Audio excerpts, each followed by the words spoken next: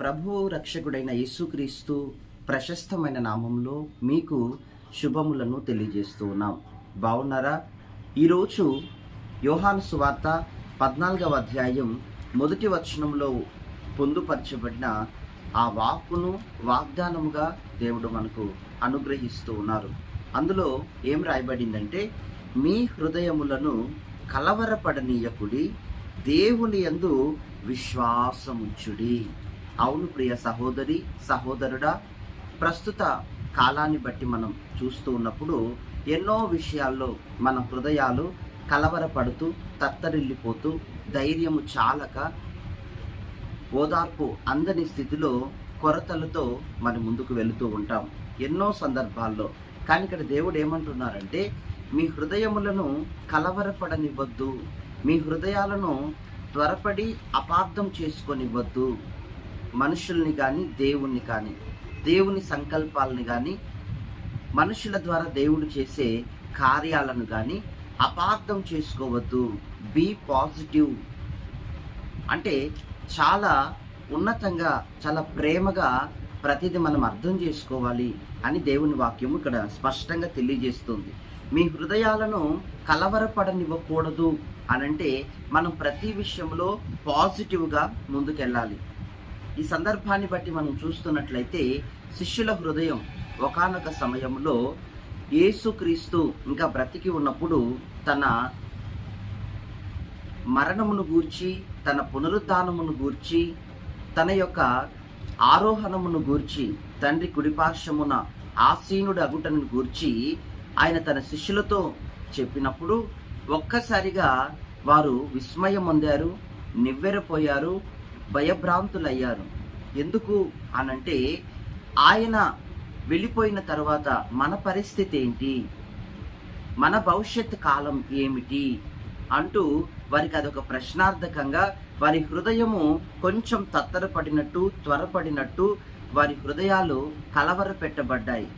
ఈ విధంగా ఈ రోజున క్రైస్తవ కుటుంబాలలో లేదా అనేక మంది క్రైస్తవేతరుల జీవితాల్లో ఈ వాక్యాన్ని వింటున్న ప్రతి ఒక్కరి జీవితంలో ఎన్నో రకాలైన కలవరాలు ఉంటూనే ఉన్నాయి. ఏదో ఒక విషయంలో పిల్లల భవిష్యత్తు సవరించబడుతుందా అని కొందరికి అనుమానం, కొందరికి కలవరం, మరికొందరికి మన కుటుంబ భవిష్యత్తు ఏమవుతుంది, మరికొందరికి మనం వ్యాపారాన్ని స్టార్ట్ చేసాం అధికమైన పెట్టుబడులతో, మరి ఆ పెట్టుబడులన్నీ మనం తీర్చగలమా, ఒకవేళ నష్టం ఏర్పడితే, ఒకవేళ వ్యాపారం అంతా తీసివేయాల్సిన అవసరం వస్తే ఏం చేయాలి. కొన్ని కుటుంబాల్లో కుటుంబ సమస్యలు, కొన్ని కుటుంబాల ఆర్థిక సమస్యలను గూర్చి ఈ విధంగా మనుష్యుడు ఏదో ఒక కోణంలో కలవర పెట్టబడుతూనే ఉన్నాడు. కానీ ఇక్కడ దేవుడు ఏమంటున్నాడంటే, మీ హృదయాలను కలవర పెట్టుకొనవద్దు, అది మీ రెస్పాన్సిబిలిటీ అంటున్నాడు. అన్నిట్లో ప్రేమ కలిగి, దేవుని ప్రేమ కలిగి పాజిటివ్గా ముందుకెళ్ళండి, నెగటివ్గా ఉండకూడదు. అక్కడ నెగటివ్గా ఉండినప్పటికీ దాన్ని మీ వేలో మీరు పాజిటివ్గా తీసుకున్నప్పుడు అది మీకు బలమవుతుంది, కానీ ఎక్కడ అధైర్యము, అవిశ్వాసము మీలో ఏర్పడనివ్వదు అని దేవుడు ఇక్కడ చెప్తున్నాడు. మీ హృదయాలను కలవర పెట్టుకోవద్దండి. ఆమేన్. ఈ కలవరము మనలో నుండి పోవటానికి ఏంటి రీజను, ఏం చేయాలి అనంటే, మన శక్తి మీద కంటే, మన టాలెంట్ కంటే, మన జ్ఞానము మీద ఆధారపడటం కంటే దేవుని కృప మీద, దేవుని శక్తి మీద, దేవుని ఆలోచనల మీద మనం ఆధారపడాలి. మనం ప్రార్థించే వారితో ఐక్యంగా సహవాసము కలిగి ముందుకు నడవాలి. అంతేగాక దేవుని ప్రేమ మీద, దేవుని ప్రేమయే మనుషులందరినీ అదే ప్రేమతో ప్రేమించి చూచుకొనుట వలన మనము కలవర పెట్టబడు హృదయము నుండి తప్పించుకున్న వారము అవుతాము. ఎందుకంటే విశ్వాసం ఉన్న చోట కలవరం పోతుంది, అంతే సింపుల్. అందుకే విశ్వాసముగా ఉండటానికి ప్రార్థించే ప్రార్థనా పరులతో కలిసి ఉండండి, దైవజనులైన దేవుని ప్రతినిధులతో కలిసి ఉండండి, అలాగే పరిశుద్ధాత్మతో ఉన్న సహోదరులతో సహవాసంలో ముందుకు కొనసాగండి. దేవుని వాక్యాన్ని నమ్మండి, దేవుని ప్రేమను నమ్మండి. దేవుని వాక్యము శక్తి, దేవుని యొక్క కృప మీద ఆధారపడినప్పుడు తప్పకుండా మీకున్న కలవరాలన్నీ పోతాయి. ఒకరోజు ఏం జరిగిందంటే, ఒక సేవకులు నా దగ్గరికి వచ్చారు. ఆయన అన్నారు, ఎంతో వేదనతో నేనున్నాను పాస్టర్ గారు, ఎంతో భయానకం. ఆయన కూడా సేవకులే. ఎంతో భయానకమైనటువంటి ఆందోళన, కలవరం నన్ను తొందర పెడుతుంది. ప్రస్తుతం నేను ఎలా ఉన్నానంటే, నేను అడిగాను, చెప్పండి ఎలా ఉన్నారు? అప్పుడు వారు అన్నారు, ఒక సముద్రములో, నడి సముద్రములో ఏ దిక్కు లేక, అటు ఇటు ఒకే ఒక పడవ, అటు ఇటు గురి తెలీదు, గమ్యం తెలీదు, దిక్కు తెలీదు, మార్గం తెలీదు. ఒకే పడవ అటు ఇటు తిరుగాడుతూ ఉంటే అది గమ్యానికి వెళుతుందో తెలీదు, మునిగిపోతుందో తెలీదు. అటువంటి సిచ్యువేషన్లో ఆ పడవలో నేను కూర్చున్నాను, ఇది నా సమస్య అని చెప్పుకొచ్చాడు. అప్పుడు అతనికి ఏం చెప్పి అతన్ని బలపరచాలా అని నాకు మొదట అర్థం కాలేదు. అయినప్పటికీ ఒక నిమిషం ఆగి, పరిశుద్ధాత్మ దేవుని సహాయం, ప్రభు నేను ఏం చెప్పాలి, ఒక మాట తెలియజేయండి అని అన్నప్పుడు దేవుడు ఒక మాటగా జ్ఞాపకం చేశాడు.